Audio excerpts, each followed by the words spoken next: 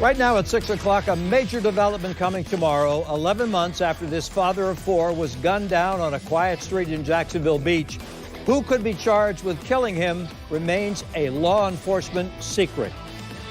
Police do tell us tomorrow they will make public details on where the investigation stands, just weeks shy of 1 year since the murder of 33-year-old Jared Bridegan. The chief of police and state attorney will hold a news briefing at noon. News4Jax reported last night that an arrest is imminent after the I-Team received information from 3 different law enforcement sources. I-Team investigator Vic Michelucci tells us the case has taken lots of twists and turns, and this would be the first arrest in this murder mystery. We know the details are vague, but sources tell us to trust the process, as detectives have worked this case around the clock for more than 11 months now. Tomorrow, we should have more answers about where the investigation stands.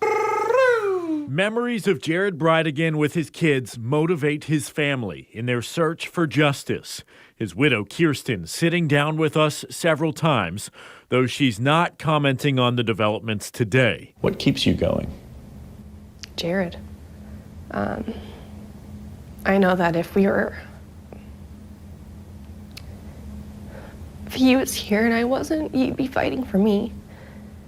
Also the kids. I want all 4 of the kids to know why they don't have their dad. The Jacksonville Beach Police Department has worked the case since the beginning, on the night of February 16th, when someone shot and killed the 33-year-old Microsoft manager and father of 4 on a dark stretch near the Sanctuary neighborhood. Detectives telling us someone shot him at close range several times after he stopped to move a tire out of the road.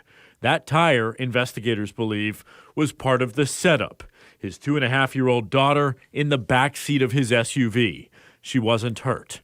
His wife, Kirsten, has been vocal to the I-Team about her family's pain, begging for someone to come forward with answers to help police solve the case. I stay up all night long thinking, why? Or, was there any hint that this was coming? And there was none. Jared had just left his ex-wife, Shauna Gardner Fernandez's house the night of the ambush.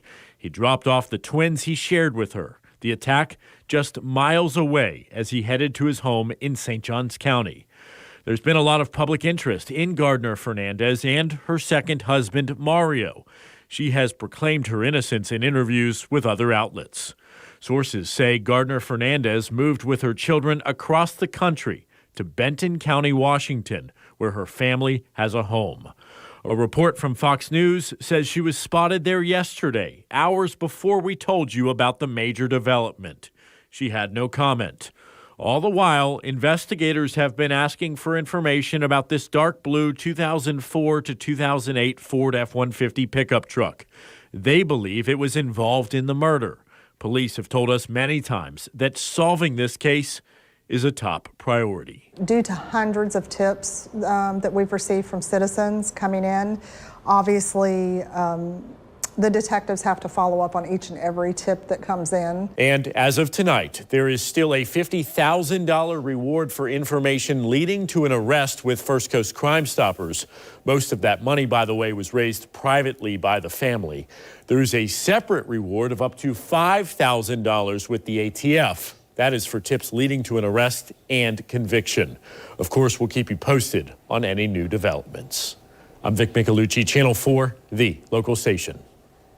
Thank you, Vic. And you can watch the news briefing tomorrow at noon live as it happens on news4jax.com and on News4Jax Plus.